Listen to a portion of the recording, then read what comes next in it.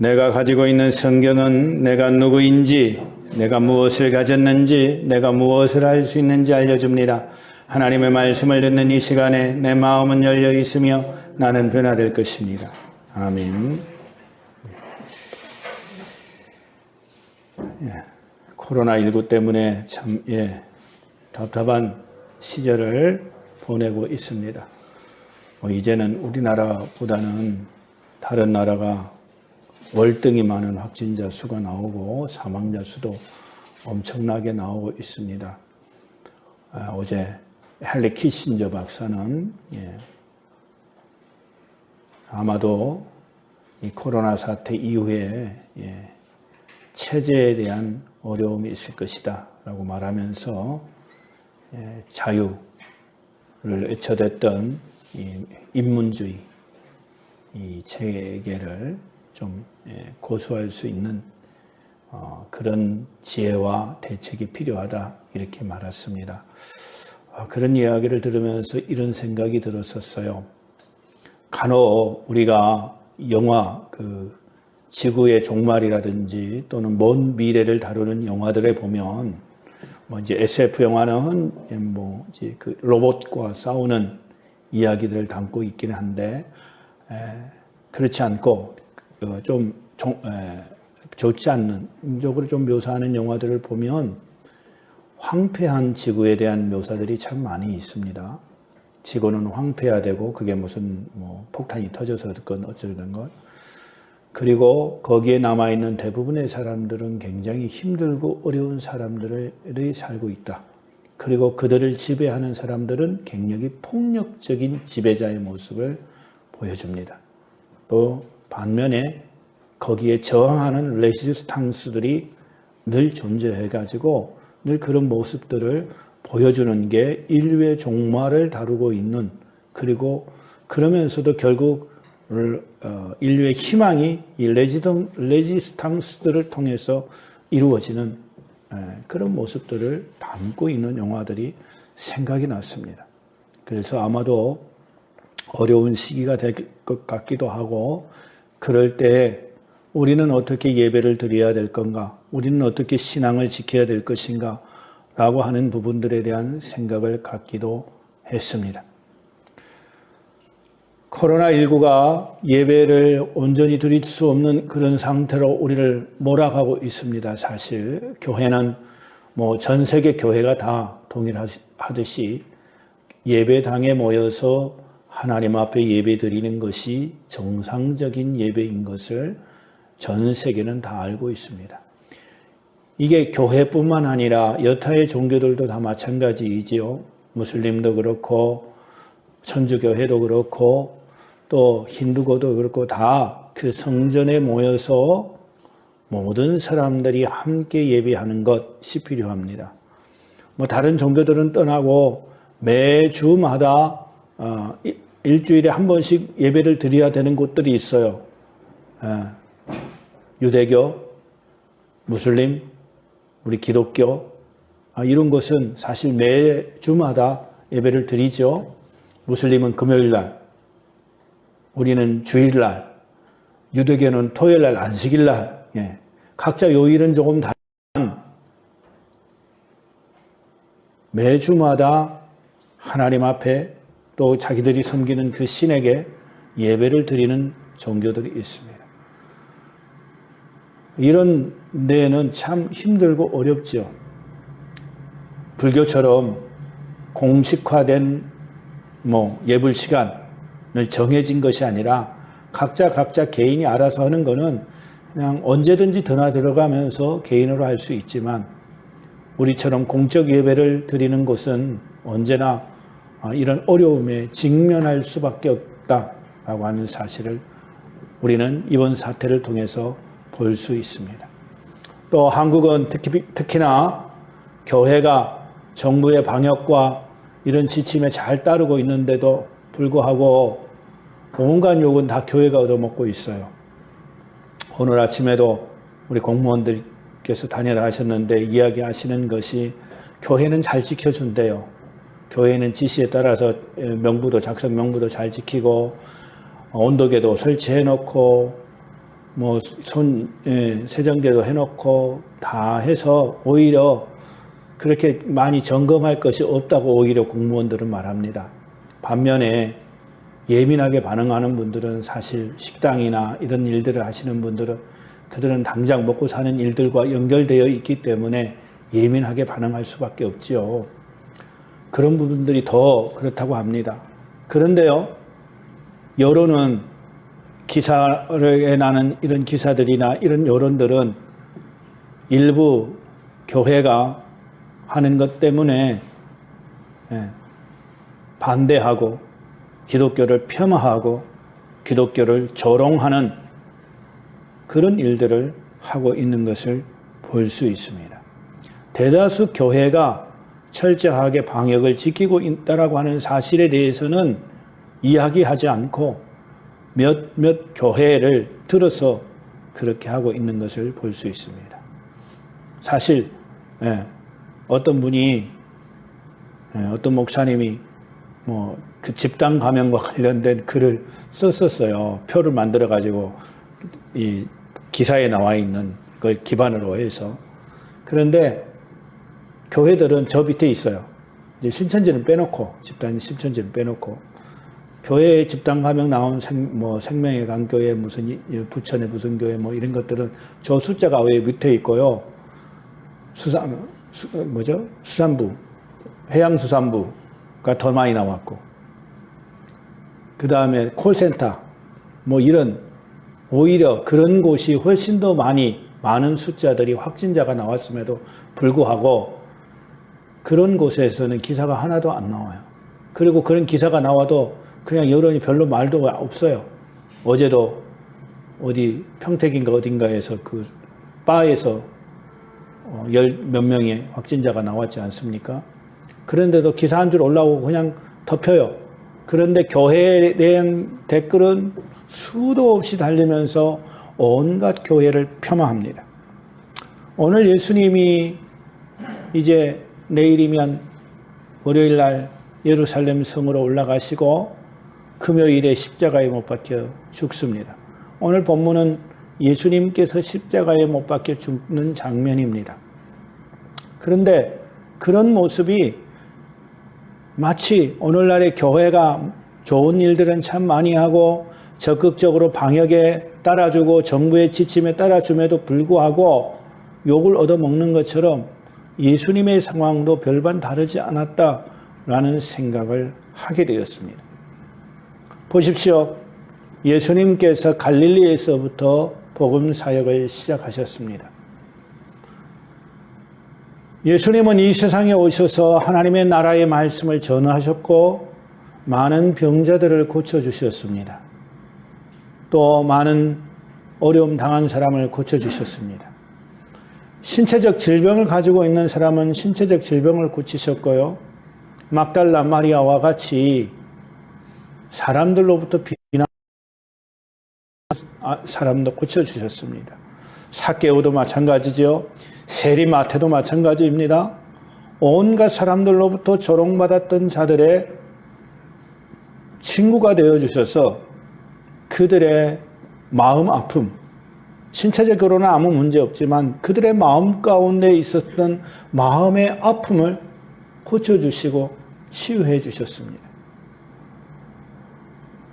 또한 정신적으로 혼미한 자들, 귀신이 들려서 자주 자기의 몸을 상하고 무덤가에 가서 거주하며 사람들을 해하고 하는 그런 귀신 들린 그런 사람들도 고쳐주셨습니다.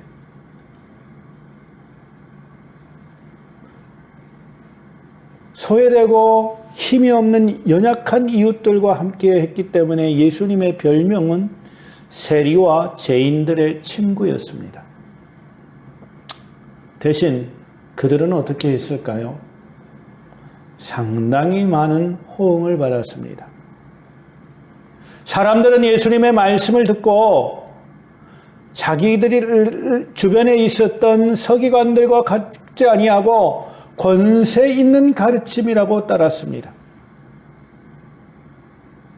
예수님의 말씀을 듣기 위해서 찾아온 모든 사람들에게 때로는 예수님께서는 먹을 것을 제공해 주시기도 했습니다.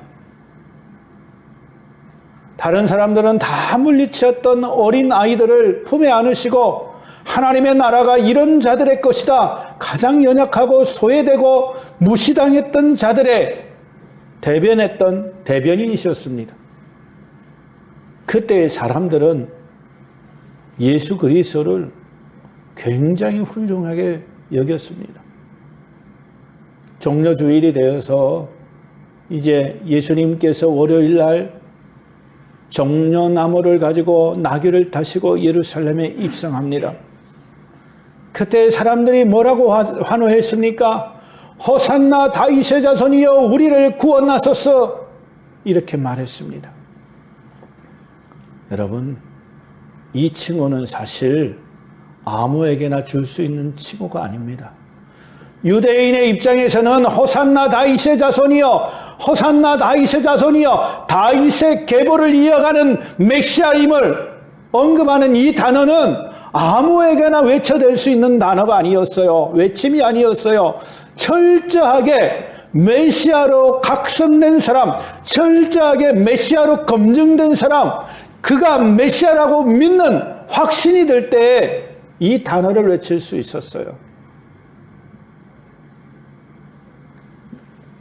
며칠 전만 해도 그렇게 외쳐댔던 이들이 오늘 예수를 희롱하고 조롱합니다. 겟세마네 동산, 감난산 안에 있는 겟세마네 동산에서 예수님께서 잡히셨습니다. 그리고 그날 밤 헤롯에게도 끌려가고 헤롯에게서 다시 빌라도에게 보내지고 빌라도는 그날 재판을 끝내버립니다. 뭐 순식간이죠. 오늘날 같이 삼심제가 있었다고 하면 몇 년 걸리잖아요, 사실. 그래서 국회의원이나 뭐 지자체 단체장들이 뭐 선거법 위반을 한다고 해도 국회의원 당선되면 최소 몇 년은 해먹어요. 2년, 3년은. 왜요? 삼심까지 대법원 판결까지 나오려면 그 정도 되니까. 근데 국회의원이 뭐예요? 선거가? 국회의원이 임기가 4년이잖아요. 임기가 4년이니까 지자체장 임기도 4년이니까 뭐 3년, 빨라야 2년에 끝난다고 해도 반절은 해먹잖아요.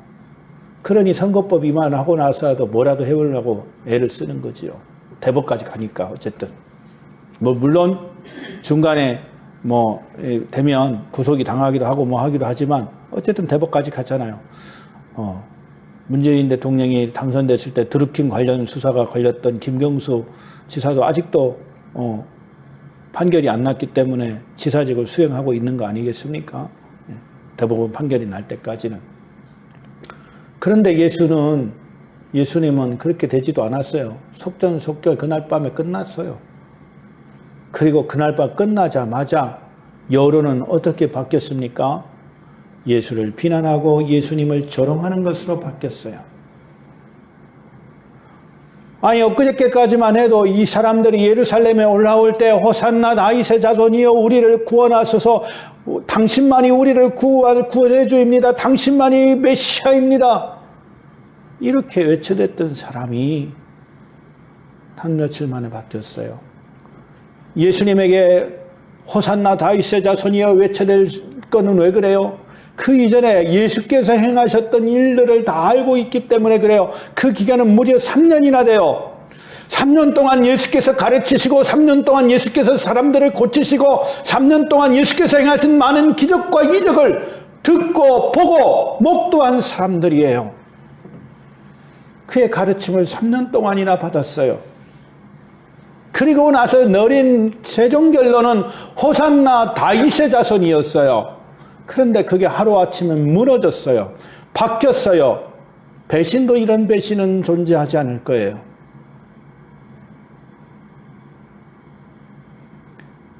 빌라도가 군중 앞에서 물었어요. 바라바를 내줄까요? 예수를 내줄까요?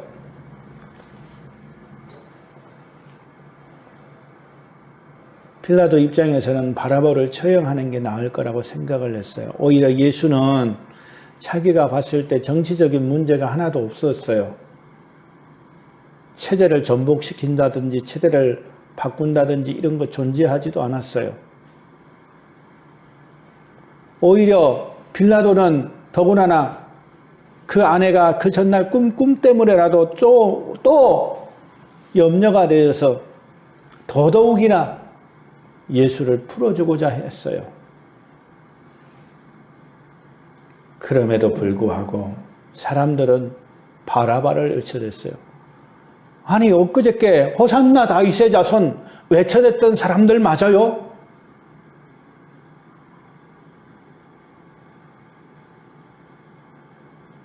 자기들이 먹었던 떡은 잊어먹었어요. 자기들이 들었던 하나님의 말씀은 잊어버렸어요. 사람들은 이렇습니다. 희롱하고 조롱하고 무시하고 어제까지 도움을 받았음에도 불구하고 오늘 완전히 돌변해가지고 욕하고 비난하고 이게 사람입니다. 그래서 우리는 사람을 믿지 못하지요. 물론 믿지 못한다는 게 의심하라는 게 아니에요.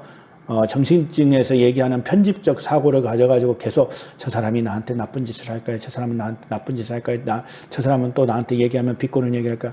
또 다른 사람하고 이야기하고 있는데 괜히 그런 이 사고를 갖는 건 또 문제가 있습니다. 그게 나중에 좀 심하게 되면 이제 망상까지 갈 수도 있어요. 그걸 의미하는 건 아니에요. 그렇게 하는 건 바람직하지 않습니다. 우리는 그냥 사람과 사람끼리 믿어야 됩니다. 그러나 절대적 믿음, 100% 확신이라고 하는 것을 가질 수는 없다라고 하는 것입니다. 왜요? 우리는 사람이기 때문에 그렇습니다. 좀 전에 이야기한 것처럼 호산나 다윗의 자손이라고 외쳤던 그 사람들도 오늘 분위기가 바뀌니까요. 예수 그리스도를 비난하고 조롱하고 욕하고 있어요. 자기의 주장을 제대로 펼치지 못하고 있어요.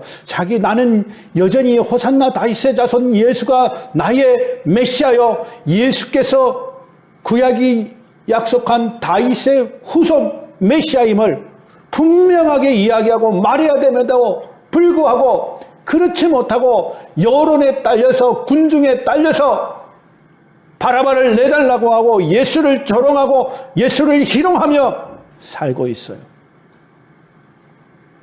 오늘날 우리는 어떤지 한번 되돌이켜 봐야 됩니다. 여러분 예수 믿습니까? 예수를 믿는 사람이 예수를 비난할 수는 없어요. 예수님께서 말씀하신 것처럼 자기 집안이 온전히 하려면 자기 집안끼리 싸우는 것은 올바른 게 아니에요. 물론 잘못된 것이 있으면 고치고 개선해야 됩니다, 여러분. 그건 필요해요. 그걸 교육이라고 우리는 얘기합니다. 잘못된 부분들을 교정시켜서 올바른 기능적인 역할을 하는 것을 그렇게 얘기해 주는 걸 교육이라고 얘기해요. 그래서 교육을 받으면 학습을 하면 그 사람이 그거를 깨닫고 바뀌게 되지요. 물론 그 바뀌는 정도는 좀 달라요. 그래서 똑같은 수학을 공부해도 점수 차이가 다 나는 거예요. 어쩔 수 없어요. 열심히 노력하는 사람은 좀 따라갈 수도 있고 그렇지 않는 사람 아예 처지기도 하고 뭐 그럴 수 있어요.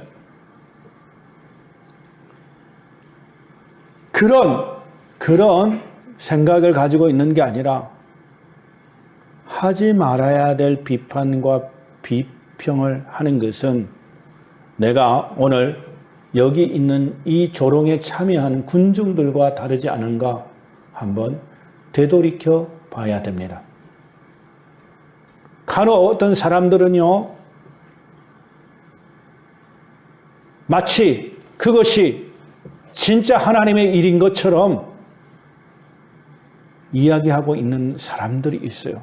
그런데요, 가만히 생각해 보면 그런 게 있어요. 그 사람이 가지고 있는 사고 방식에 따라서 그걸 조명하고 평가하는 것을 볼 수 있습니다. 가령 예를 들어서 주일에 예배하는 것. 우리는 하나님의 말씀에 따라 주의를 거룩히 지키죠. 그리고 공적 예배를 교회의 교리와 교회의 가르침을 따라서 공적 예배를 드립니다. 그런데 어떤 사람들은요, 그것이 예배냐? 그것만 예배냐? 라고 말해요.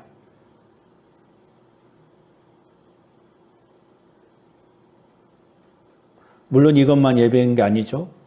늘 강조하는 것지만 예배당에 여러분이 앉아 있다고 해서 예배를 드린다라고 착각하지 말라고 했습니다. 우리의 마음과 뜻과 정신을 온전히 하나님 앞에 드릴 때 우리는 온전한 예배를 드릴 수 있습니다. 그러니까 몸만 와 있는 건 의미가 없어요. 그리고 우리가 예배 드림과 동시에 우리의 삶 속에서 하나님의 뜻을 따라서 정의와 공평을 행하는 것, 이것이 온전한 예배자의 삶임을 늘 강조해 왔습니다. 그러나 그렇다고 예배를 안 드리는 게 정당한 거냐? 그것도 잘못된 것입니다. 예수님께서 바리새인들을 책망하실 때 하셨던 말씀을 우리는 기억해야 됩니다. 이것도 행하고 저것도 버리지 말아야 의를 이루는 것이라. 예수님은 성전세를 낼 때도요, 베드로에게 물었어요. 아들은 성전세 내는 게 맞을까 틀릴까? 아니, 안 내도 되지요. 베드로가 대답했지요. 그런데 예수님 뭐라고 그래요? 가서 네가 낚시해가지고 배 물고기 한 마리 잡으면 그 배 갈라봐. 그러면 한 입이 나올 거야. 그걸로 네 거 반세겔, 내 거 반세겔, 한 세겔 내고 와라. 이렇게 하는 것이 의를 이룬다 라고 말했어요. 예수님이 세례 받으실 때도 세례 요한이 그렇게 했어요. 그러자 예수님께서 세례 요한에게 이렇게 하는 것이 의를 이루는 것이다 말씀하셨어요. 여러분, 예수님도요, 이 세상에 오셔서 지켜야 될 규칙들을 다 지키셨어요. 개혁적인 마인드를 가지고 있다고 해서 무조건 내가 생각하는 것이 전부다라고 하는 것은 착각하는 거예요. 그것은 개혁적인 게 아닙니다. 개혁은 오히려 하나님의 말씀을 따라 온전히 예배하며 온전히 하나님을 섬기는 것입니다. 우리는 물론 또한 뭐예요? 정부의 지침에 따라서 방역, 그 지침을 잘 지키고 하나님 앞에 예배하는 것을 등한시해서도 안 된다라고 하는 것입니다. 오늘날 기독교인들이 이제 예배를 안 드리고 각자 알아서 집에서 예배를 드리든지 뭐 이런 지침에, 교회는 예배를 드린다고 해도 교인들이 교회의 말을 따르는 것보다 문자 오는 것을 더 따라서 그렇게 하는 경우들이 있어요. 그런데요, 그 사람들이 예배를 드리나요? 보니까요, 주일에 꽃놀이 가요. 요즘 한참 벚꽃이 폈지 않습니까? 이 앞에도 지금 천변에 벚꽃이 가득 떨어지고 이번 주 지나면 끝날 것 같기는 하는데요. 그러나 다행인 거, 코로나19 때문에 작년보다 사람들이 아예 없어요. 그래도 참 다행인 것 같아요. 어쨌든 그러고 다니고 있어요. 어떻게 될까요, 여러분? 희롱과 조롱, 사람들의 여론에 따라서 예배를 포기하는 것은 올바른 신앙이 아닙니다. 오늘 예수님께서는 십자가를 지르면서 어제 칭찬을 듣고 환호를 했던 사람들에게 조롱과 비난을 받았습니다. 교회도 조롱받고 비난받을 수 있어요. 여러분, 그것에 너무 개념치 마시기를 바랍니다. 우리는 하나님의 말씀을 따라 하나님의 말씀대로 살아가는 사람들이라고 하는 것을 여러분 깨달으시기를 바랍니다. 물론 또한 우리는 대한민국에 거주하기 때문에 대한민국의 정책에 따라야 되는 것도 당연합니다. 그러나 그 무엇보다도 더 중요한 것은 우리가 하나님을 섬기고 하나님의 말씀을 따라 살아가는 것입니다. 성경에 가르치는 기준은 이 세상이 만들어 오는 법보다 훨씬 더 높은 고도의 윤리를 요구하고 있습니다. 그래서 예수 믿는 사람은 세상의 법적 기준보다도 더 높은 윤리를 가지고 살아가는 것입니다. 그것처럼 우리가 하나님을 예배하는 것은 법적인 문제가 아니고 하나님과의 우리와의 관계에 있음을 깨달으시기를 바랍니다. 사람들은 편향을 가지고 예수께서 십자가를 지시는 걸 묵인했어요. 아, 여론이 이제 싹 바뀌었구나. 갑자기 월요일 날은 막 환호하다가 며칠 만에 예수께서 사람들에게 잡히고 병사들에게 잡히고 막 이상한 게 되니까 아이고 예수를 따랐다가 큰일 나겠네. 반역자로 처벌받겠네. 이래서 확 바뀌었어요. 그래서 많은 사람들이 이제 다 떨어졌어요. 다 떠나갔어요. 심지어 제자들도 도망갔다고 성경은 기록하고 있어요. 물론 제자들이 도망간 것은 아마 두려움과 공포 때문에 그랬을 거예요. 여론은 예수님을 마음 가운데 믿지 않아서라기보다는 순간적인 불안, 엄습해오는 고통, 두려움 이런 것 때문에 그랬을 거예요. 그러나 다른 사람들은 그렇지 않았어요. 내가 잘못 착각했었나 보다 이렇게 생각하고 있죠.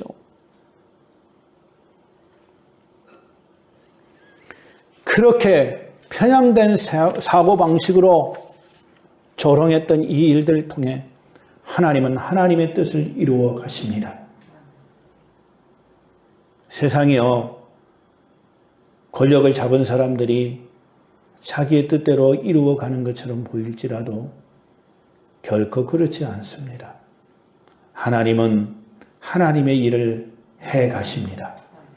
그 와중 가운데도 이렇게 됐건 저렇게 됐건 이 상황이 이렇게 됐건 저렇게 됐건 모든 상황들이 일어난다 할지라도 하나님은 하나님의 일을 해 가십니다.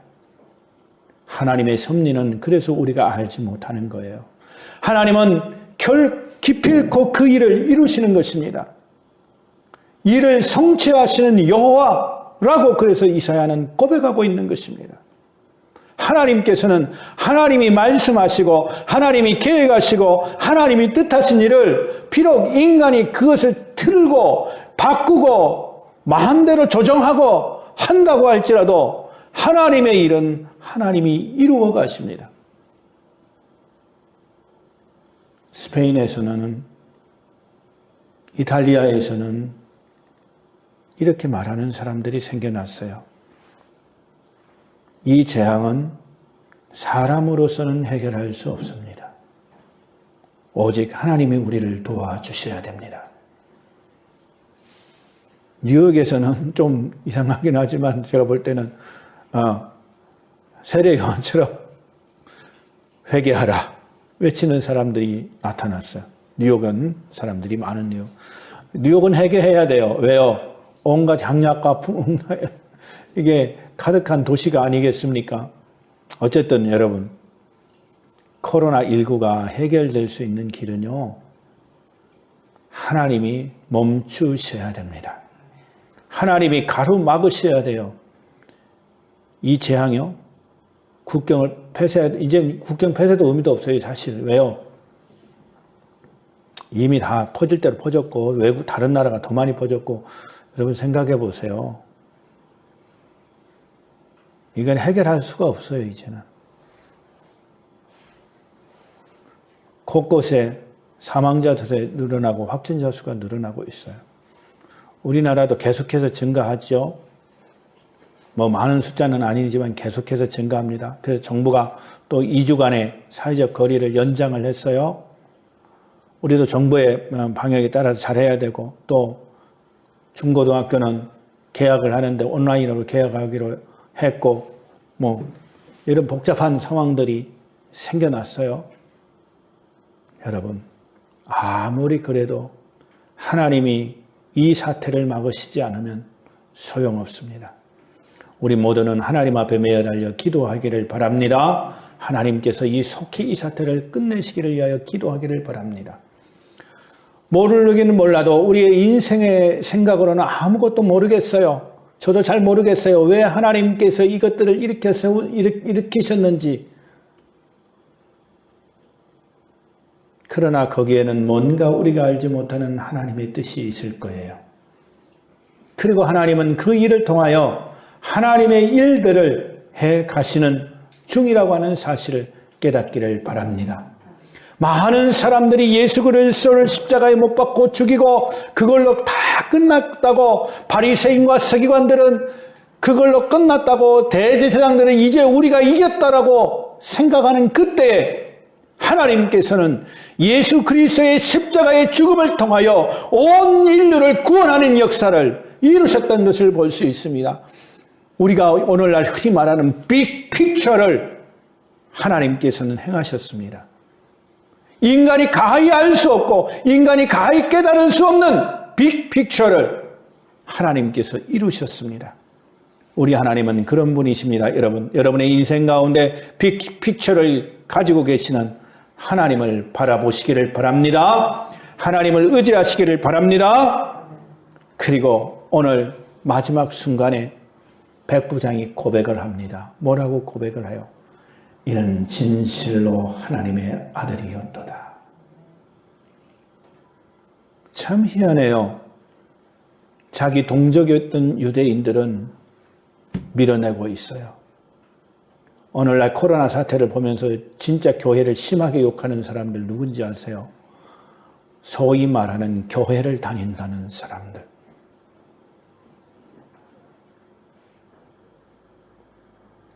집사였던 사람들, 안수 집사였던 사람들.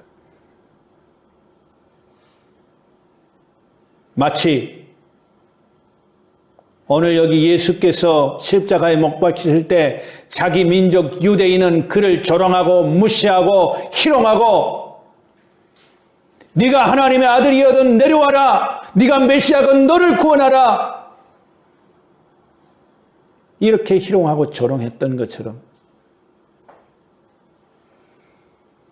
그저 교회만 들락날락거리고 되지도 않는 상식을 가지고 교리를 판단하고 믿음을 판단하면서 올바르냐 그렇지 않느냐 따지고 있는 그 사람들이 유대인과 다를 바 없어요. 그런데요, 이 백부장은 누구예요? 이방인이에요. 로마인이에요.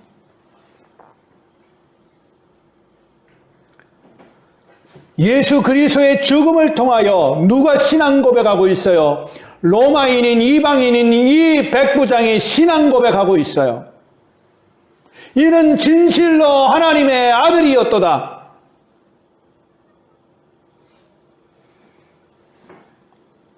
혹시 모르겠어요. 이번 코로나19를 통해서 하나님께서 쭉정이는 빠져나가게 하시고,